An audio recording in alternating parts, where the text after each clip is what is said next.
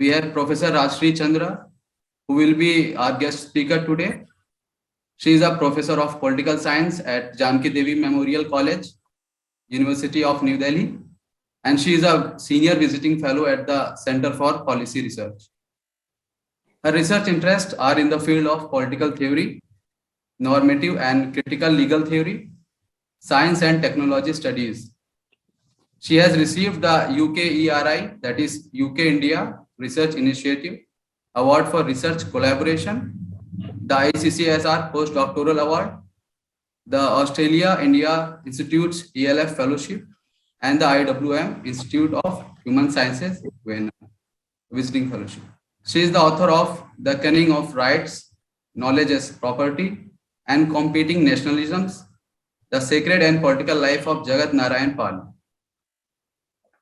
And tonight we will be discussing on her latest book, that is Competing Nationalisms. The session will be chaired by Sucheta Mahajan. She is professor at the Center for Historical Studies, Jawaharlal Nehru University. Her fields of interest span the short and long history of 20th century, its politics, global political economy and social change, and the oral history of independence and partition. She has been Gillespie visiting professor at the College of Worcester, Ohio, US, a fellow of the Indian Institute of Advanced Study, fellow of Rockefeller Foundation's Bellagio Center. Her significant books include Independence and Partition, The Erosion of Colonial Power in India, India's Struggle for Independence, RSS School Text and the Murder of Mahatma Gandhi, The Hindu Communal Project, and Education and Social Change, MBF, and Child Labor. We have Dr. Maranus. He is the director of Center for Studies of Plural Societies. He was earlier associated as research fellow at the Indian Council of World Affairs. He did his PhD from Jawaharlal Nehru University. He has presented academic papers at Cambridge, Harvard, Jönköping, Humboldt, and Freie University. His articles have been appeared in national as well as international media. And now I would like to call Dr. Maranus, who is the director of Center for Studies of Plural Societies, to give a brief introduction of our foundation to the audience. Thank you very much, Almas and Kashif. And first of all, I would like to warmly welcome Professor Sucheta Mahajan and Professor Rajshree Chandra. And I must thank you, both of you, for your valuable time for this event. And yes, we have been reading and listening many of your events and works since our student days in JNU. And now the idea of this think tank or this research center, Center for Studies of Plural Society, was being discussed with we were discussing with our all JNU friends. I passed out from there in 2014. I completed my degree, and I was also my thesis was on Arab migrants in Germany. So I was closely following the issues of migration in Europe, and during my field work there, I had met many groups there, ethnic, cultural, linguistic groups. And since then, I was in realization that we are heading to a future which is irreversibly plural. And it is irreversibly because the volume of migration and the volume of exchange between the people, between the cultures, among the cultures, the terms which we use these days, transcultural, transnational. So these terms are becoming more relevant, more in academic use, for the reason that perhaps the tight boundaries of nation states somehow becoming loose, and the way the borders used to be porous in some places, perhaps the cultural borders, linguistic borders, and different other borders have become for even almost they cannot stand like they used to be earlier. So people are exchanging more and more, and because of these things, new tensions are also emerging out of these encounters. Various groups, ethnic groups, they are meeting with each other. They are knowing each other much more than they used to know earlier. We know about different languages. We know about different people much more than we used to know a little earlier. As a result, we are also seeing new competitions, new tensions in our society, in our politics, in our cultural life as well. And that is where we discuss this idea whether this kind of plurality which we are seeing in our life, in our society, and the kind of tension which we are seeing out of this increasing plurality in our society. So how should we see and how should we understand this changing character of our societies all over the world, including the Western societies, in India, everywhere? And that is what has been the main philosophical point to start this initiative, this research initiative. We try to have some themes on which we can work, we can study, we can encourage our friends, we can encourage our researchers to adopt similar themes so that we can understand this plurality and increasing and emerging tensions out of this increasing plurality in our society. And that is where the book of Professor Rajshree, which has been being talked so much, the kind of competitive nationalism which we have in our society, competitive imaginations, like Arjuna Padurai had famously said, one man's imagination or one man's nationalism is prison of another man. So what is nationalism for me? My nationalism sometimes can be a kind of a prison for another person if we do not have some reconciliation point. So that is why the competitive nationalism is becoming an important theme. And we are so glad that when our friends saw this book and they were so curious to know about it, so curious to understand about it, and so curious to think about it, how should we study these things? And that's why this book is going to help us, and the study of plural society as well as the study of our contemporary politics and society. So with this background of introduction of Center for Study of Plural Society, I would like to say that we are still a group or an initiative which is still evolving. We do not claim that we have become a very organized research center, but we are still trying to invest resources and skills, and we are trying to organize as much as possible. And that is where I indeed request, and I think that your support and your intellectual support especially is much more needed. And when you have accepted our invitation, we felt so thankful and grateful, and we also expect that in future we will have your support and your guardianship to continue this initiative and to evolve this experiment and this research initiative. So with this introduction of the of CSPS, I again thank you, both of you, and now I would like to give the chair to Professor Sucheta to formally take over and start the process. Thank you very much once again. Dr. Ahmed, Dr. Chandra and friends, it is indeed an honor to be here because, particularly because I'm always very much interested in new initiatives which are taken up by our younger scholars. And I think CSPS was one of them. So when I got a mail, I did not, let me tell you, I did not Google. I did not try to find out about the organization. For me, one thing was enough, which was that the director, from was our very own JNU. So JNU overrides everything. And of course, I will be there in anything that you will want me to come back for.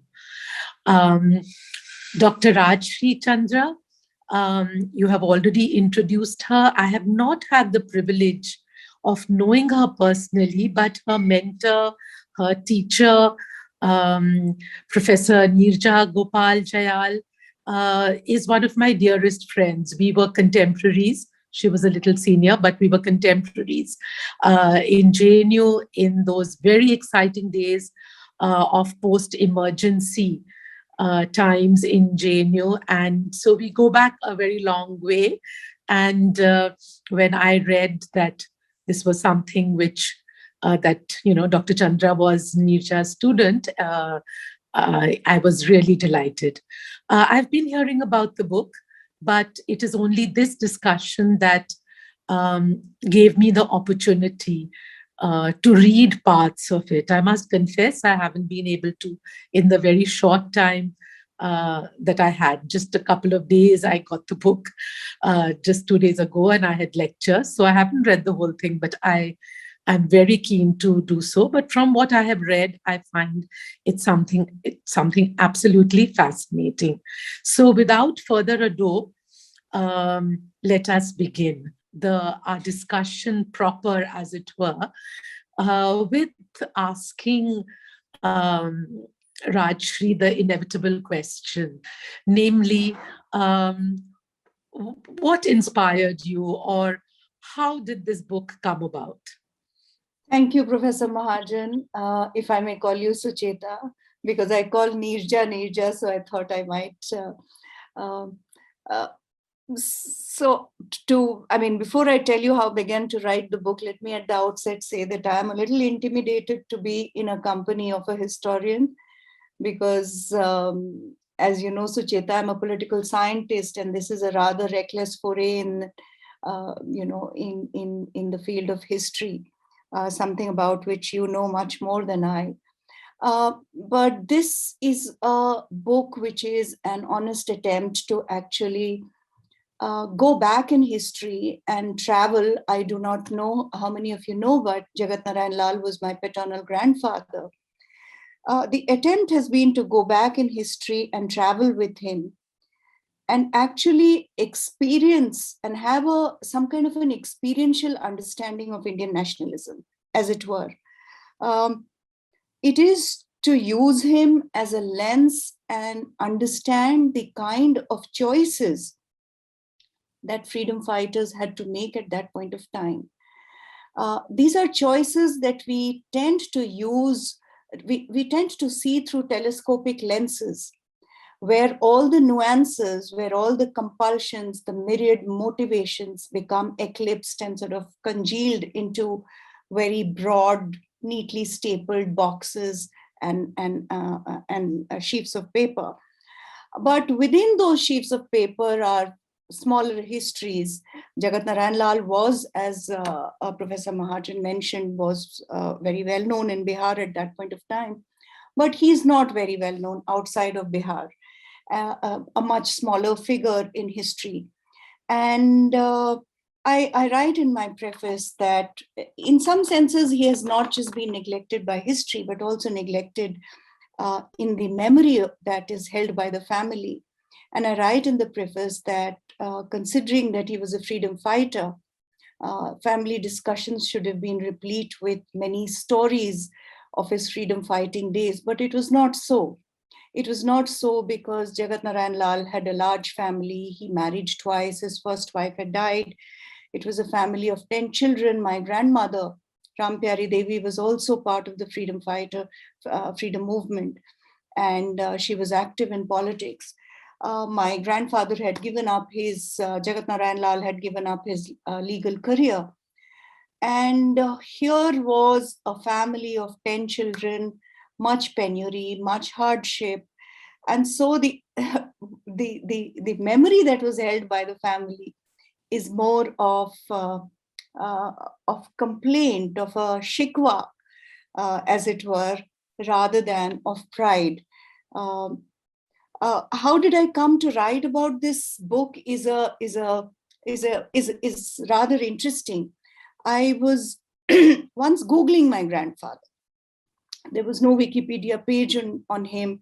And this was before that. And I came across an article in Scroll, which was titled how the founding fathers of India found the principle of secularity nauseating.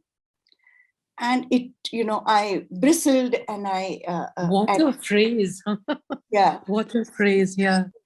So I came across that phrase. It was the title of the article. And literally, there was a sense of regret with which he's remembered. And this is when I started to. This was also the time when 2 or 3 of his diaries came into my possession. It was circulating within the family, and they came into my possession. And Ashoka University, I got in touch with them, and they were kind enough to help me digitize. Deepa Dharmarajan of Tinmurti Bhavan was there at Ashoka University, and she helped me digitize those diaries. And this is when I told myself that binary questions can only lead to answers which are in black and white, and which are rather unhelpful in understanding what is a very complex history and what is a very nuanced period, a very complex and a very complex period which needs a very nuanced understanding. So strange as it may seem, my search for my own grandfather began with an article which was indicting him, which was full of remonstration for the kind of anti-secular position that he held. And that is where I began my search for him. When I was going through those diaries, I came across a page in one of his diaries where he was requisitioning for books.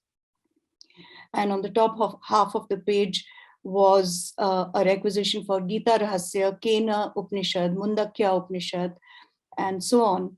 And then there was a line drawn. Below the line was requisitioning for Voltaire, Plato, Machiavelli, Bluntschli. And this is when, along with a sense of, for the want of a better word, along with a sense of shame, there was also a newfound pride. So both pride and prejudice are, so to say, fertile grounds for research. And this is how I began my research. And very soon I had a proposal. New India Foundation found some promise in the proposal. And here I am, his grandfather,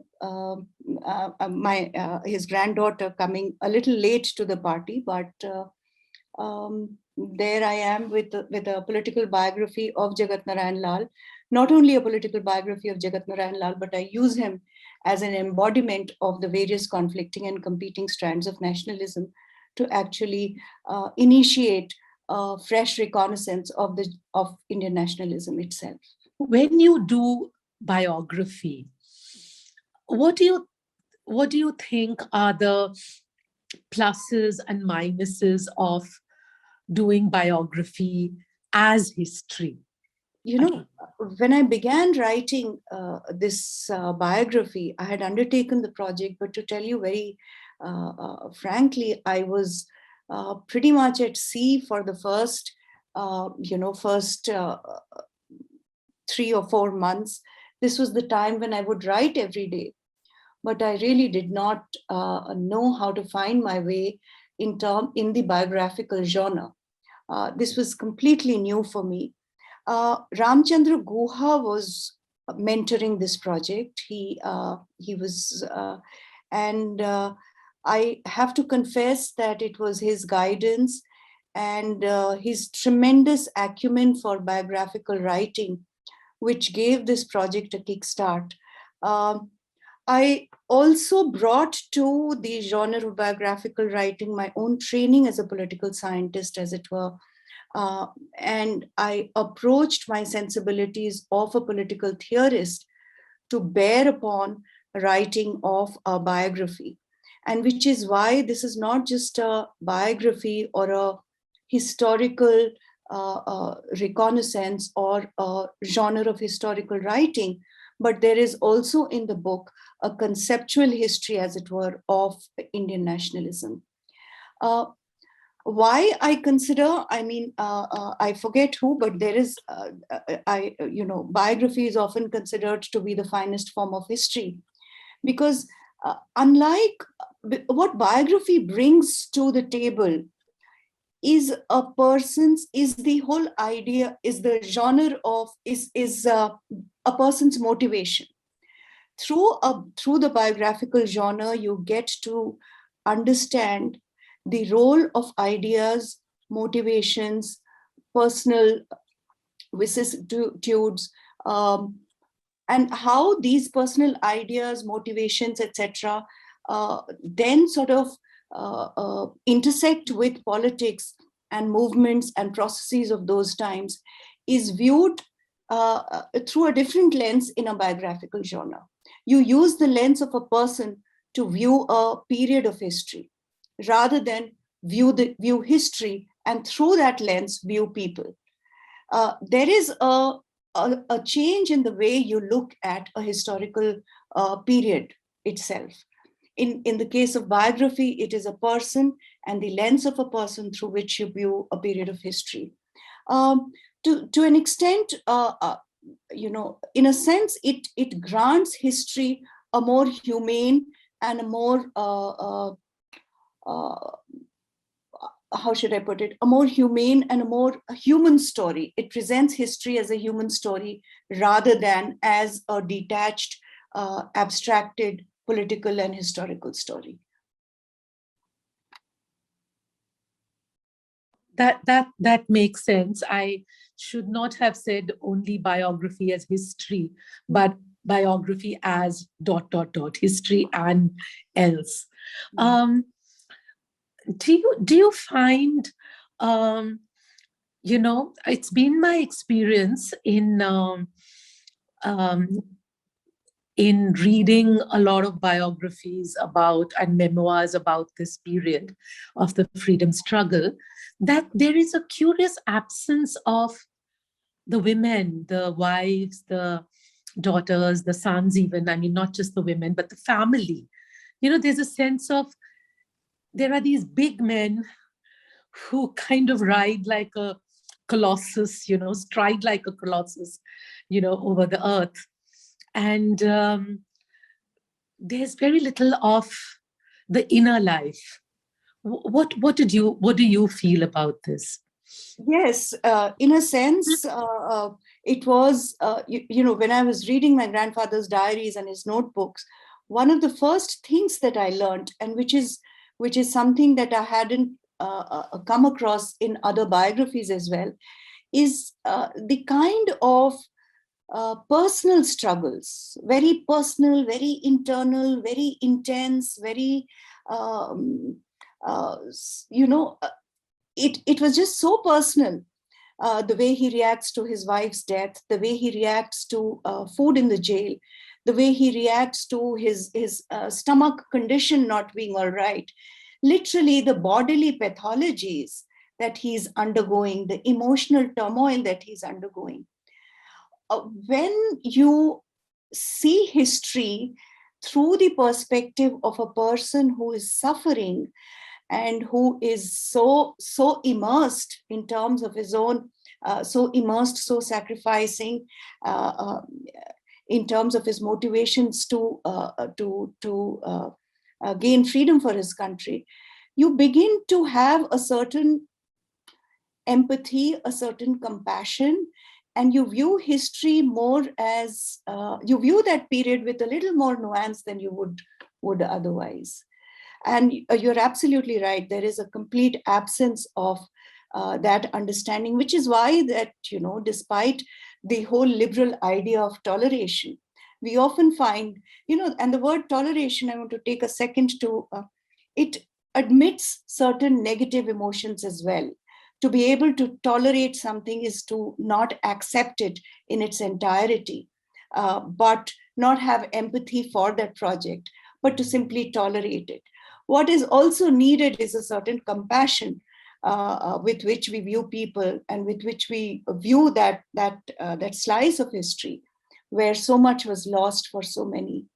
And women are completely absent because for women, the struggle would have been equal, if not more, because for them, because they were the primary care, they have been the primary caregivers in many senses. So it would be really interesting if someone takes up. I was asked in an interview, why not more of your grandmother? In many senses, she was a more hardwired politician than my grandfather. Yes. And frankly, I did not have a good enough answer. Why not more of my grandmother?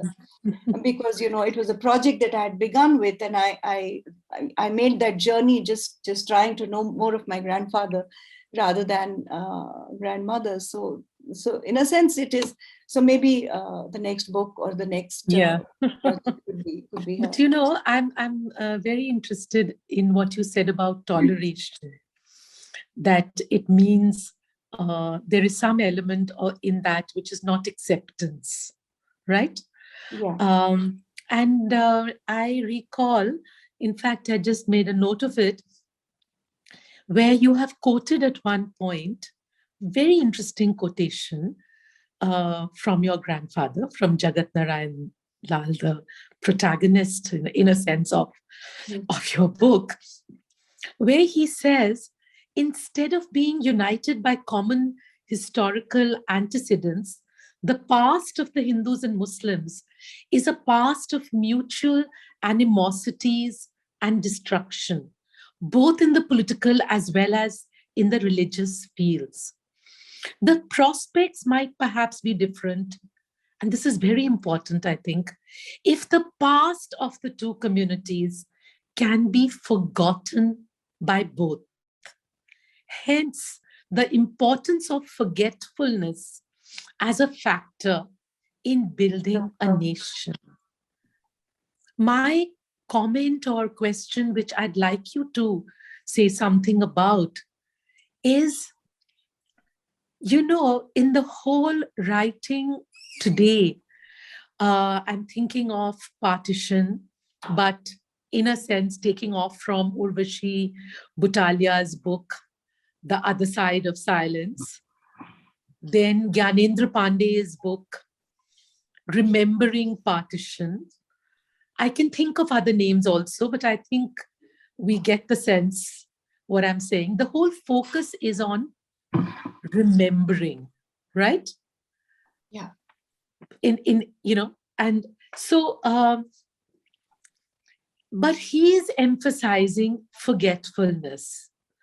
And here it also struck me that you are a political scientist, indeed, I think a political theorist. And what I recall when I teach nationalism, a paper I teach called Histories and Theories of Nationalism, in which one of the people I take up, one of the thinkers, is, I'm sure you guessed it by now, is Ernest Renan. In his essay, right? What is a Nation, right? 1882. And of course, he has many quotable quotes, including how it's the will of the people to stay together. And of course, that famous line, a nation is a daily plebiscite. But what I have used often is a phrase where he says, he talks about France and he talks about the history of medieval France. And he says that if we look back at the history of France, there were terrible massacres, particularly in the South, Catholics versus Protestants, and then later, sort of reactions. And he says, unless we can forget those massacres, we cannot move forward to being a nation. So the focus is on the importance of forgetting. Not only forgetfulness, but the importance of forgetting. And it's in that context that I had written something on, oral history, memory, and I talked about, therefore, the dialectic of remembering and forgetting, that you can't just focus. It's also the Holocaust which has emphasized with us that whole importance on bearing witness, on remembering. And here is Jagat Narain Lal so perceptively, so unusually saying, we have to let go. We have to have forgetfulness. I'd love to have you come in on this. Yeah, just give me a second. Yeah. So I think there are two memory projects here. One, which is what Gyan Pandey, since you mentioned, refers to. It is an idea where you try and recreate a sociology and an anthropology of a certain time. You rebuild that time through the project of memory. The other would be using memory as either easy remonstration or as something which contributes to your pride and narcissism. What Jagat Narain Lal was trying to suggest is that the idea of both pride and narcissism, and also the idea, what memory does is to feed into the idea of remonstrations, of accusations, of indictment. And as long as memory contributes to these two polarizing emotions, which is remonstrations, indictments versus pride and narcissism, it will contribute to a building of two mutually conflicting us and them. There would be an exclusionary project which would be there. So this is what I think what my grandfather meant by forgetfulness, more forgetting perhaps and less forgetfulness. But yeah. That's an interesting distinction you make between the two projects, and thank you for that. I mean, I'm going to think about that. It still does it strike you as somewhat unusual that an individual whose very experience was one of unity in a struggle and an anti-colonial struggle, a unity between Hindus and Muslims, personal relations with Mazrul Haq, with Sayyid Mahmood, right? And and also his understanding of faith, which was a rather, it was, I should not say eclectic, but it was a rather deep, insightful understanding of faith rather than of organized religion. He could see that he was a deeply religious person, I gather.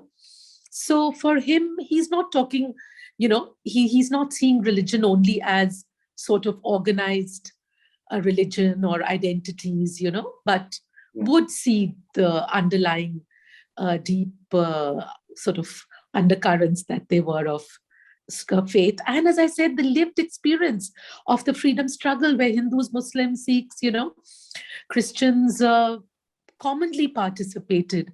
And yet he feels that, no, there isn't, I mean, the two are quite, they have very different paths. It doesn't sort of encourage him, the present doesn't encourage him to look for what we may call more sort of those aspects of the past where there was a fair amount of common historical antecedents.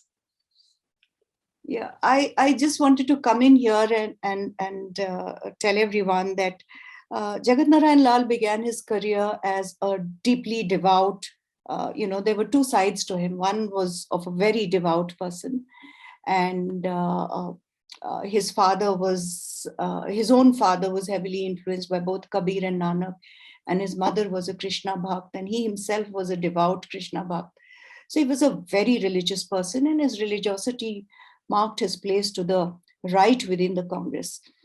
In 1922, he joins the Hindu Mahasabha as well. And Jagat Narain Lal, for about a decade, if not more, and later part of his career too, flirted with the idea of mixing religion with politics. And we need to acknowledge that. We need to acknowledge that it was not just a pursuit of bhakti and of a deeply personal idea of religion, but he also sought the reconciliation of his bhakti with nationalism, and he used the arena of politics to express his identity and faith, in a sense. And he very naively aligned the idea that idea of religious and cultural work can be done through the Hindu Mahasabha, and of the anti-colonial and nationalist part with the Congress. He did not early on realize how fraught that pursuit would be. He did not know it at that time, but he was to realize early enough in the 1930s how deeply irreconcilable the ideas of nationalism and bhakti could be. And one of his deepest disenchantments actually stemmed from the gaping gap he discovers between the promise of political Hinduism and his own astha or bhakti or spiritual Hinduism, if you will. The more he attempts to align his religiosity with politics, the more dissonant does his outer and inner worlds become. And no one is more acutely aware of his homelessness than Jagat Narain Lal. So I wouldn't be far in saying that nationalist politics was in a sense an undefining moment for him. And he often recounted that, he was riddled with many anxieties, he was sinking into an abyss.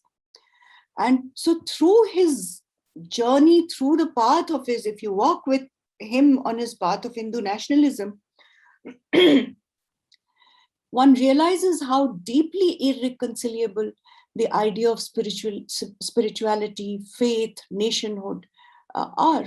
And religion can be mobilized for nationalism, but that is about politics, that is not about religion. And that is where Jagat Narain Lal's disenchantment stems from.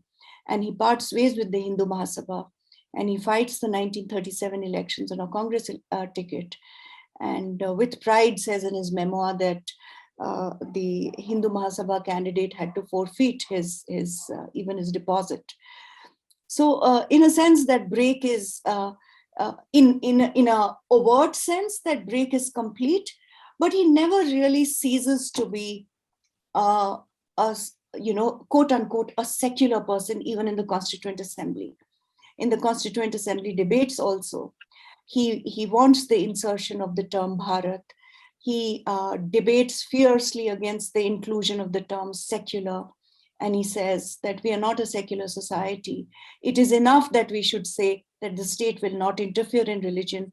Why should the state profess itself to be secular? Secular being seen as not just separation of religion and politics, but also a Western import, also something that bore the mark of a Western society and a Western existential idea. And our own, according to people like him, the Indian society was different. It was marked by, it was a deeply religious society. Yes. Where the state would need to intervene. So you would find this idea. He was against the right to religion having the subclause of propagate. He said that because Hinduism is a non-proselytizing religion, why should other religions therefore gain an advantage? So there is an idea of him negotiating even the path of civic nationalism as a Hindu. So just wanted to put that on board. Mm-hmm. That's very interesting. I wondered whether you might want to rethink the 20s being in the Hindu Mahasabha somewhat less negatively. Because, when you say that he thought that, as a Hindu, and you go into the Mahasabha, and for your anti-colonial politics you go into the Congress, Mm-hmm. that was what a lot of people did. Yes, And yes, which is why you know that till 1938, it was the Congress allowed membership of both organizations. It was only as late as 1938 that they said that you cannot be a member of the Muslim League or the Hindu Mahasabha. You see, that earlier idea of community as not being antagonistic to each other and as not being hostile to each other, that phase, where comes only in the late 30s and 40s. And that the period of the 20s and 30s was a lot about, I mean, I don't use the word communitarian myself there, but certainly there was a sense of community, in the sense that you had caste associations which would be there, or you had community which was there about, you sent, the you gave Seva Sanghs. scholarships. The Seva Yeah, you Sanghs. gave scholarships. It was a biradari. You gave scholarships. You had hostels where students could come and stay. The kind of caste and community associations, the biradaris, which were actually quite important in the early kind of pre-Gandhian stage of nationalism. In that was often the route that people took to come to the Congress. This was where, and you had the social reform conference was separate, the social conference. So, we it was maybe we don't need to see this early period as being kind of communal in the way that we would understand it today. The way you said he saw the danger, it was fraught. I just wondered. I mean, it's just a thought. I mean, No. I no. completely agree with you. I mean, a few people, some of you may know that practically the entire brigade of people who were non-left within the Congress, whether it was Rajendra Prasad, whether it was Jagat Narain Lal, whether it was Madan Mohan Malviya, they were all members of the Hindu Mahasabha. In fact, in 1922, the Gaya Congress and the Hindu Mahasabha annual conference were held side by side, and there was complete porosity in that sense. This is also the time where the Hindu Mahasabha was going through a more liberal period. It was trying to find its feet within the national movement. So in a sense, I agree that I do not use the label communal even once, I think, in the book. So I would not label it communal, but I would certainly use the label of being over optimistic, or having some kind of a naive assessment of what mixing religion and politics could do. So certainly, I mean, there is a part that I wanted to read from about. Please do. Yes, please do. That would be lovely. Yeah. Just give me a second to locate that. Yeah, sure.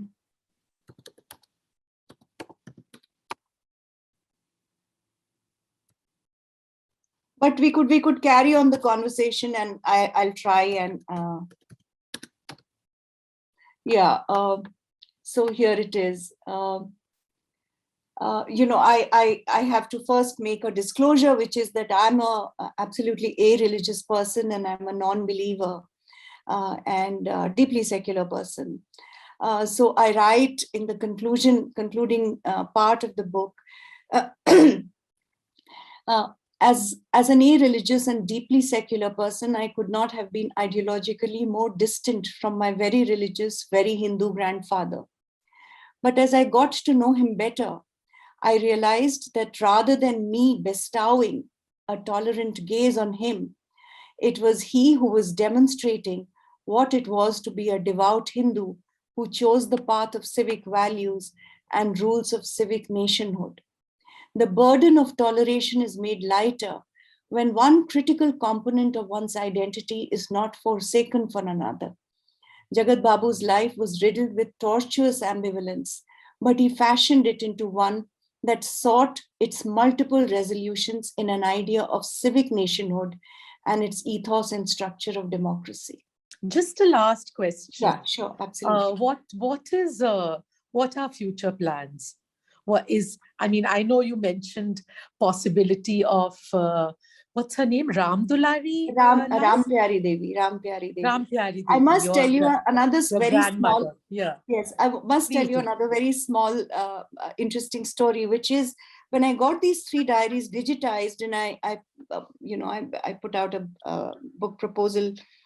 Before that, I went to Tinmurti Library because I knew that the Tinmurti Library had a copy of his memoir, which is called Light Unto a Cell, a book Right. which he wrote in 1946, but the journey from 1921 onwards.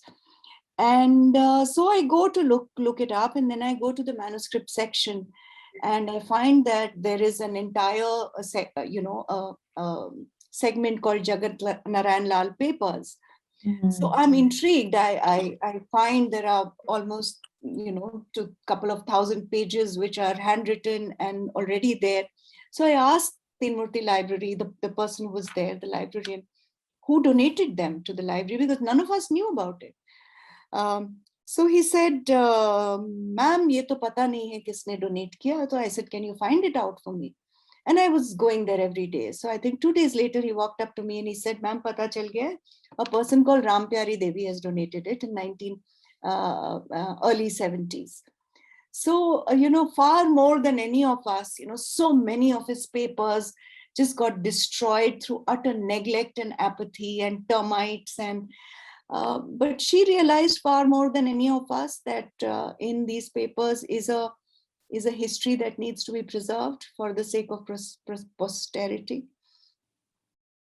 It's lovely. That's absolutely, just look at that consciousness, Yeah. And so tell us, what is the next project? What are you going to do now? I am actually, this is a question I ask myself every day, Professor Mahajan. The biographical genre is addictive.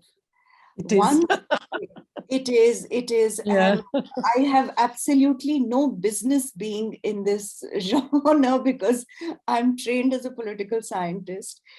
But not a day goes by when I think I must go back to my core project, which is law and politics, and try. There is a incipient project on authoritarian democracies and the role of law in fashioning those. But my last fellowship was actually based on that, so I want to continue with that. But there is I need a weaning off time from this project because I'm not able. I'm not able. Yeah, I can see that. Occasionally, I come from a small town called Bokaro in Jharkhand. So occasionally, I do flirt with the idea, and this is the first time on a public forum. I do flirt with the idea of writing a biography of Birsa Munda. Now that would be totally fascinating, So all the best for that. Okay, let me use this opportunity to Sure. tell you a little bit about the structure of the book. So the book has 6 chapters, of which 4 are what I call core chapters. The first is, of course, an introduction. It's called fashioning of, it's called the making of nationalist consciousness. So it's a kind of introductory chapter. It is followed by the trajectory and the journey that Jagat Narain Lal makes through 4 competing forms of nationalisms, all 4 of which are present even today. So the first, which was in the 20s, is the chapter on ascetic nationalism.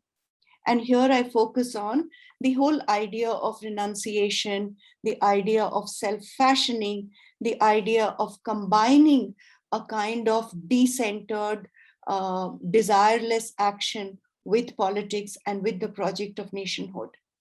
The second chapter is From Hinduism to Hindu Nationalism.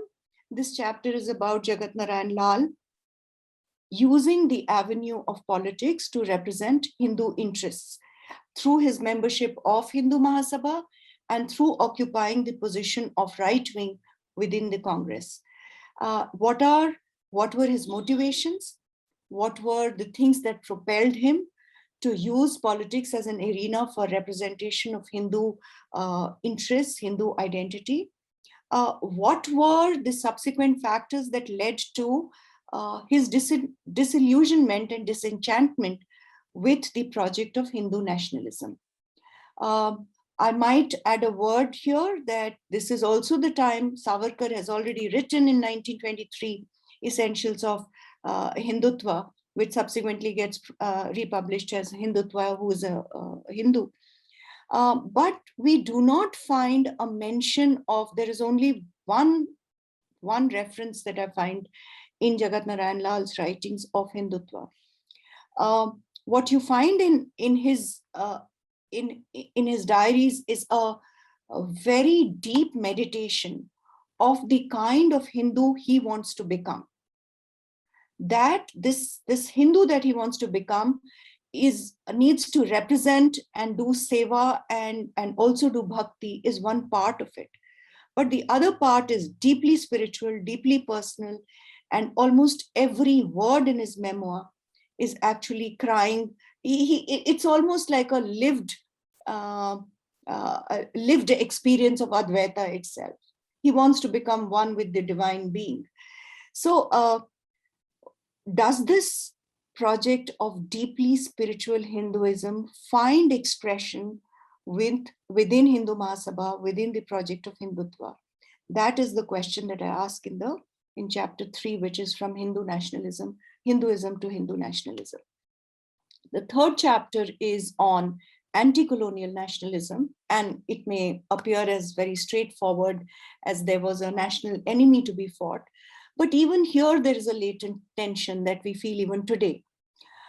So why was there a tension? And the main reason for it was that the inherited culture of the nation lacked the vocabulary of modern nationhood and democracy. So in a sense, Indian nationalism had to be re-equipped, mostly drawing from Western standards of liberal democratic nationalism. But yet, Indian nationalists wanted to be distinctive. They wanted to fashion an Indian nation which was different. As Jagat Narain Lal says in his cites in one of his diaries, he cites examples of modern constitutions in the Constituent Assembly and their commitment to free press, freedom of speech, socio-economic rights. And yet he says he wants to be ahead of those constitutions. He wants the Indian constitution to be distinctive. So this idea that the constitution needed to be Indian and yet emulate and mimic the political paraphernalia of liberal democratic nationalism, it brings about a core tension within a deeply contradictory character to our nationalism. Anti-colonialism rejected the alien intruder, but accepts the value of standards which are set by the alien culture. So namely democracy, equal individual rights, rule of law, secularism, progress, and above all, a modern nation state. So we are borrowing these terms, and yet we want to be distinctive in an Indian sort of way. So this lends the whole project of nationhood with a certain tension. That is the stuff of the third chapter. In the fourth chapter, I focus on how Jagat Narain Lal eventually finds multiple resolutions in the idea of civic nationalism. This is when he has already parted ways with Hindu Mahasabha. And here, in this chapter, I focus on the two terms, civic and nationalism. I deliberately chose the term civic nationalism instead of secular nationalism because the term civic has a lesser burden to bear, so to say, than the more loftier cousin called secularism. But here I focus on the term, the idea of civic and nationalism, and I state that they may have conflicting mandates. The two terms, civic and nationalism, may have conflicting mandates, particularly in a culturally diverse country like India. Civic, what does civic imply? Civic implies even those individual freedoms that include the freedom to privilege your own religious, cultural, linguistic identity above that of national identity. In contrast, what does nationalism do? Nationalism thrives on the idiom of homogeneity, of unity, of oneness. So, whereas the idea of civicness is giving you the freedom to pursue difference, the idea of nationalism is actually pushing you to subsume that difference under the project of nationalism. So, these are the two conflicting mandates that I refer to in the final chapter, in chapter 5. It is very interesting what Jagat Narain Lal does with this conflicting mandate. So as far as the religious and linguistic identities go, linguistic identities and rights are concerned, he advocates their subordination to the goal of unity and solidarity of the nation. Okay, but as far as individual rights go, freedom of speech, freedom of press, freedom of religion, he stands firmly in support of them. So this is an interesting bifurcation, and you might find resonance even here. In the final chapter, which is reading Jagat Narain Lal today, is in a sense the most provocative chapter of the book, where I state that one of the, where I further explore the lived experience or the lived life of civic nationalism in the post-independence period. And I talk about the fragile consensus that breaks down through aberrations, through concessions to communal forces in the post-independence period, finally reaching to its breaking point during the emergency, and then in 2014. I state that in 2014, there is a rupture with the civic consensus, not because Hindutva projects itself as an alternative to civic nationalism, but because Hindutva uses the civic consensus, uses the idea of civic nationhood to actually push forward the project of Hindutva. It does not put aside the project of equal rights. In fact, it uses the value of equality to undermine minority rights. It uses the trope of equality. It is always the idea to undermine reservations, to undermine rights of minority. So it does not position itself as an alternative to civic nationhood. Rather, it positions itself as an ally, as finally a moment where we are talking of real equality. And the second theme I explore in the final chapter is the kind of hegemonic space that Hindutva has come to occupy is because the four idioms, is because Hindutva today represents all those four idioms, whether it is ascetic nationalism of Mr. Modi positioning himself as a fakir, as a chowkidar, as a sevak, whether it is Hindutva, one of the most obvious, whether it is the anti-colonial idiom, which is today the anti-national idiom. Instead of the British, we have replaced the national enemy with internal enemies and anti-nationals, quote unquote anti-nationals. And finally, the civic consensus, which I've already spoken about. So in a sense, this hegemonic space is so because all the four idioms walked by Jagat Narain Lal, and all those four idioms embodied, in a sense, in Jagat Narain Lal's own personal political nationalist journey, are very much a living reality even today. And the hegemonic representation is because all four of them today find expression, find a space within Hindutva.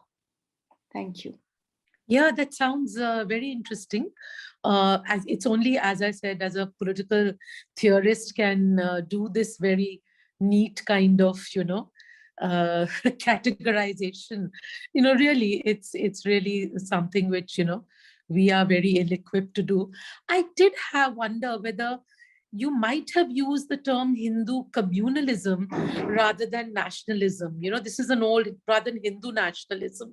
Don't you feel that we are, by using this term, we are kind of giving legitimacy to groups, which are actually communal, and they are desperately trying to, the Hindutva groups, for example, or others who are desperately trying to be, to come. I mean, they try to come to power on grounds of nationalism, using nationalism, but it's really using nationalism that they're doing. And it's actually, it's really, I mean, I was listening to Pratap Bhanu Mehta the other day, and he was talking about the communal poison. And I said, oh my God, at least now there's somebody who's talking so directly about how it's all about communalism and not about Hindu nationalism. I just wondered. Yeah, so this is really not a reflection on the communal position, but just trying to understand what is it that drives that communalism. So Okay. in a sense, communalism has, the idea has acquired such widespread acceptance. We cannot simply understand it in terms of a communal practice. There are friends, each one of us will have a circle of friends today who are actually very, very fine people. But they identify with the project of Hindutva, not because they are communalists, but because their self-image is that of a nationalist.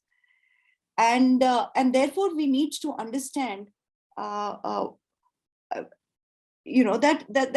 perhaps one of the reasons for my usage of the term. Yeah, it's very complicated. Yeah. I just wondered, what is the sense in which you use the word ideological right wing for Jagat Narain Lal, or for people, as you said, of that group? Is it only to do with the there being a little predisposed towards the Hindu Mahasabha, or is there other sort of, is it the social vision? Yeah, that's a great question, because even as I say right wing, I am, even as you were speaking, I was reminded of the fact that Jagat Narain Lal is a votary of actually, he's, I say he occupied the position of right within the Congress, but he's talking about Marx, he's talking about Fabian socialism, he's talking about decentralization, he's talking about cottage industry, he's talking about labor rights, he's talking about Bolshevik revolution, he's talking about what the Soviets have done, and he's trying to pick up all those strands, which is very much part of left politics. So the idea of the right, actually, I have used it in a very limited sense to reflect mixing of religion and politics, and to further defend my position of usage of the term. It is only much later, post 37. In 37, he becomes the he's in charge of the finance ministry. He's secretary to the finance minister and also the labor ministry. It is only from the 40s onwards that we find, and this is the time when I say that he has journeyed into the idiom, the phase of civic nationalism, that he begins to talk about labor rights, etc. Yeah, the Hindu right wing, in the sense of pretty much occupying the religious right wing position. So it's Hindu more than the right in that sense. Because there's a very fine book by Neerja Singh from CHS, which is on the right wing in Congress, and where she basically takes up Rajendra Prasad. So it would, in some sense, one can use it comparatively here because, of the Bihar connection, to show that how she takes up Rajaji and Patel and Rajendra Prasad, to show that actually they were right-wing in terms of their social vision, that is, they are non-socialist, but, for capitalism or for, whatever. But when it came to the anti-colonial struggle, they were as determined fighters against imperialism as anyone else. It's not that Patel could be faulted for his anti-imperialism, as this, in Yeah, 1942. which just shows how, limitations of semantic adherence. If we get caught up with the semantics of what is the template of right wing and template of left wing, then we are left squabbling over terms rather than, So yeah. And what you said about Jagat Narain Lal's interest in Marx, in labor rights, again, it is so fascinating because you would be aware of a fairly common perception among many scholars who've written about Bihar Congress in the 1930s and 40s, who've kind of dismissed it or criticized it as being very right-wing, as being landlord influence. The two classic examples are the binaries, in a sense, are UP and Bihar. So UP is Nehru, Narendra Dev, they are socialist, they are for tenancy reform.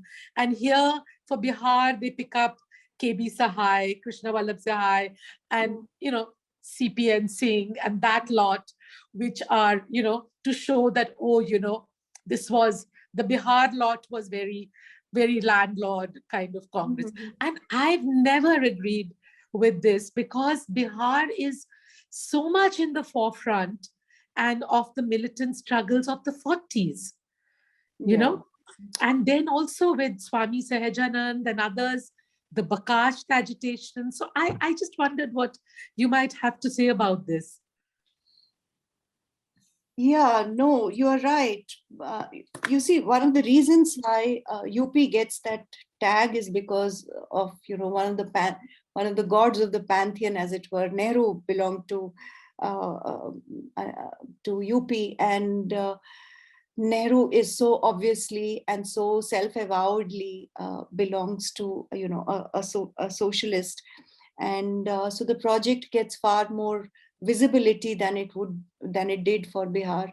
But you're absolutely right about Swami Sahajanand and the whole idea of, there were many stalwarts, but perhaps what came through was the dominant strand that emerged, which is pro-landlord, pro-bhumiyar, pro-caste lobby, which was very interested in preserving zamindari rights at that point of time. You would actually be in a better position to answer that. No, not at all.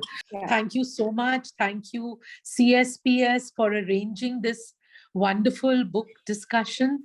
I have a feeling this book, which is already making waves, and I find in many fora that there are discussions about it, and it's very nice. It's great. And I look forward to many such discussions in the future. I wish CSPS well. And as I said, this idea of internships, I'm absolutely amazed that the interns have read the whole book. Rajshree, that was a treat, huh? Thank you so much. Thank you. It's a privilege to be in conversation with you. No, thank you so much. Very kind of you.